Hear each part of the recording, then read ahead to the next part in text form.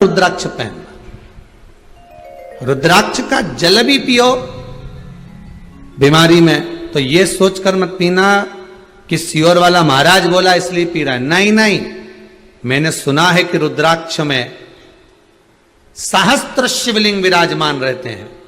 छोटा छोटा शंकर का एक स्वरूप इस रुद्राक्ष में रहता है। शिव और पार्वती इस रुद्राक्ष में रहती है। सारी माता सती की शक्ति इस रुद्राक्ष में रहती है। इस रुद्राक्ष के अंदर सारी शक्ति विराजमान रहती है। तो आप सियोर वाला महाराज पर विश्वास कर नहीं, आप तो रुद्राक्ष पर विश्वास करो कि मुझे रुद्राक्ष पहनना है, और फिर वो रुद्राक्ष शिव दे दे। बस विश्वास होगा तो शिव देगा।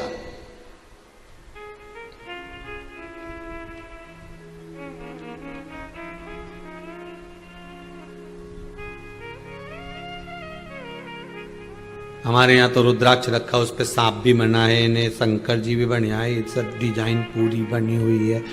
गुरु जी कैसा रहता है? हमने कहा बहुत अच्छा होता है। अगर भगवान बने तो क्या दिक्कत है? पर ऐसे रुद्राक्ष का वर्णन हमारे यहां तो नहीं लिखा। आपके यहां कहीं लिखा हो तो बात दूसरी है। हमारे यहां यह चीज जरूर लिखी है कि रुद्राक्ष में भगवान शंकर की आकृति दिखती है, क्योंकि शिव है, जहां होगा वहां दिखेगा। किसी किसी को तो कोई व्यक्ति निकल कर गया और कोई व्यक्ति निकल कर गया तो तुरंत चिल्ला करके देते हैं भैरू निकल के गया है। अब भी दिखा था मेरे को, इतने में फोन लगाया, क्यों तुम यहां चौराहे पे क्या कर रहे हो? इतने में पति बोला एक बार वीडियो कॉल कर ले। वीडियो कॉल कर, और जो वीडियो कॉल करी तो बेचारा वो किराना की दुकान पे शक्कर तोल रहा है। तो इतने में नौकर बोला, सेठ जी क्या बात है, आज सेठानी जी वीडियो कॉल पे, क्या बात है? कहीं नहीं, इके भेरू दूसरा दिख गया होगा। बस मेरा ही स्वरूप कहीं दिख रहा है। क्यों? क्योंकि दिन रात चित्त वृत्ति में वही रमा हुआ है।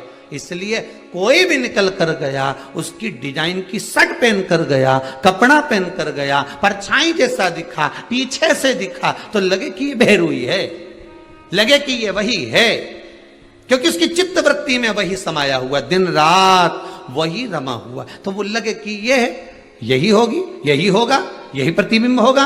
उसी तरह तुम्हारी चित्त वृत्ति में अगर शिव महापुराण की कथा सुनते सुनते सुनते सुनते रात दिन शिव की चर्चा करते करते, रात को व्हाट्सएप पर भी आप शिव पुराण सुन रहे हो, फेसबुक पर सुन रहे हो, यूट्यूब पर सुन रहे हो, कभी एकांत में बैठकर सुन रहे हो, दिन में टीवी पर सुन रहे हो, कहीं गए तो वहां भी चर्चा वही निकल गई शिव महापुराण की। तो वो शिव तत्व तुम्हारे भीतर अगर घूमता रहेगा तो ये विश्वास मानना एक दिन शंकर भी झलक दिखाकर चला ही जाएगा, शिव भी निकल कर जाएगा, शंकर भी निकल रहा होगा आपके सम्मुख।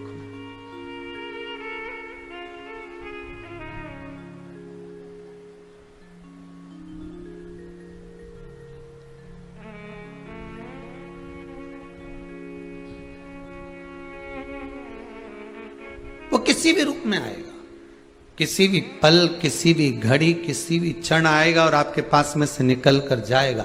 एक माता कहीं से शायद बेंगलोर या आदि आदि कहीं से आई हुई है, वो कह रही थी, उनके पति कह रहे थे कि हमारी धर्म पत्नी को ऐसा महसूस हुआ एक बार कि शंकर दर्शन देकर चला गया। शिव तत्व है, हमें महसूस करा देता है कि मैं हूं। जब जब जिंदगी में दुख आया है, परिवार वाले भले साथ छोड़ दे पर महादेव ने साथ निभाया है, ये पक्का है।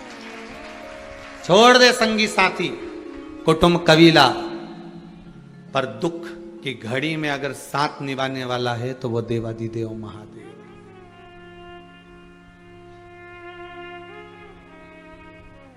मेरे देवादिदेव महादेव को लग जाता है कि इसका कुछ बुरा कर रहा है कोई, मेरे देवादिदेव महादेव को लग जाता है कि इसके लिए बुरा सोचा जा रहा है और बुरा करने की तैयारी है, तो मेरा देवादिदेव महादेव सारे प्रमाण लाकर सामने रख देता है कि अब तू संभल ले, तेरे लिए सोचा गया। आपके साथ होगा, कई बार ऐसी चीज आपके सामने आ जाएगी जो कभी सोची नहीं है, तो सोचोगे कि विचार करोगे कि कहां से आया।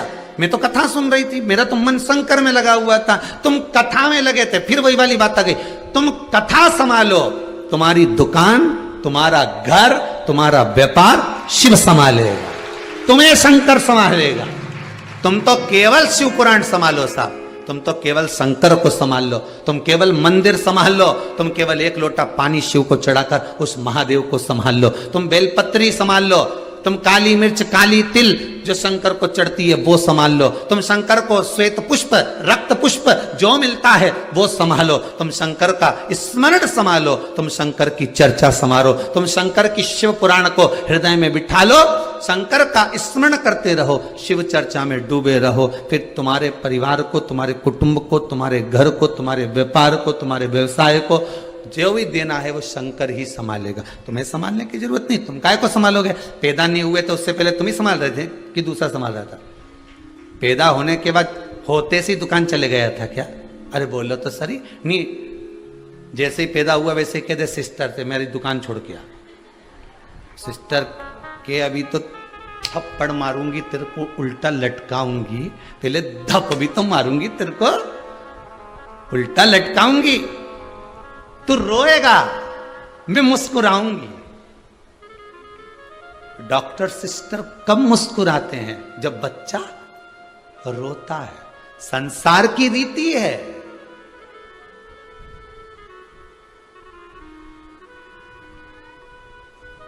रुलाने की आदत तो संसार वालों ने निभाई है, परमात्मा ने तो मुस्कुराना ही सिखाया था।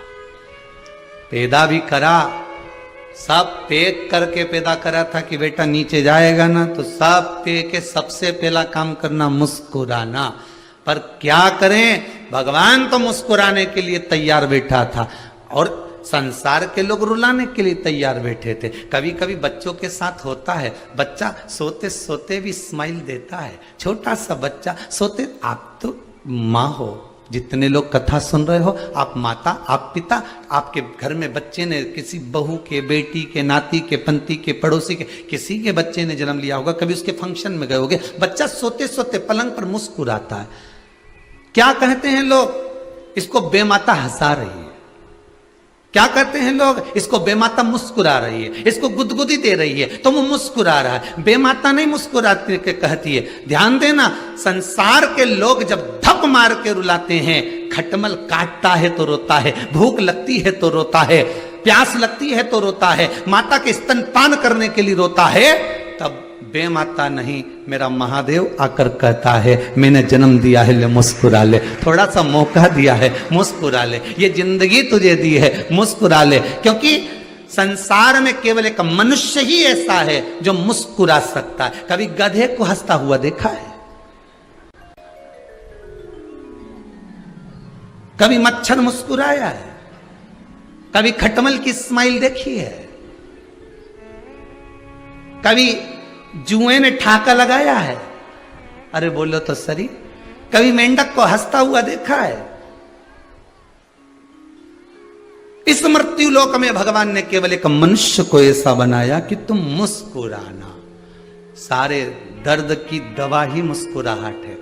आपको भगवान ने कितना भी दुख दिया हो ना, कितना भी दिया हो, और तुम अपने रिश्तेदार के यहाँ जाके जरा मुस्कुरा के बात तो कर लो, रिश्तेदार चक्कर में पड़ जाएंगे 6 लाख के कर